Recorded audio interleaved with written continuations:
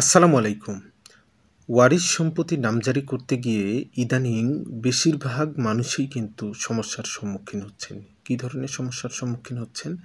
আগে কিন্তু আপনারা যদি ২-৩ জন ওয়ারিশ থেকে থাকেন, আপনার বাবা মারা গিয়েছে, আপনার ভাই কিংবা বোন কোথাও বিদেশে আছে কিংবা ঢাকা, চিটাগাং এমন কোনো বড়, বড় শহরে আছে, তাদেরকে নিয়ে আসে আপনি বন্টননামা দলিল রেজিস্ট্রি করতে পারছেন না। তাহলে আপনার জমি কিন্তু নামজারি হচ্ছে না। রেজিস্ট্রি, বন্টননামা, দলিল ছাড়া এখন কিন্তু নামজারি করতে দিচ্ছে না।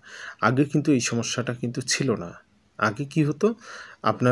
আপনার বাবা মারা গিয়েছে, আপনি বাবার একজন ওয়ারিশ, আপনি আপনার বাবার জমিটা আপনার যতটুকু অংশ ততটুকু অংশ কিন্তু আপনি নামজারি করতে পারতেন। প্রত্যেক দাগে, দাগে করতে চাইলে প্রত্যেক দাগে, দাগেই আপনি নামজারি করতে পারতেন। এখন কিন্তু প্রপার বন্টননামা দলিল এবং দলিলটা অবশ্যই রেজিস্ট্রিকৃত হতে হবে, তাহলেই আপনি নামজারি করতে পারবেন। তাছাড়া কিন্তু নামজারি করতে পারবেন না। আশা করি আপনারা ব্যাপারটি বুঝতে পেরেছেন।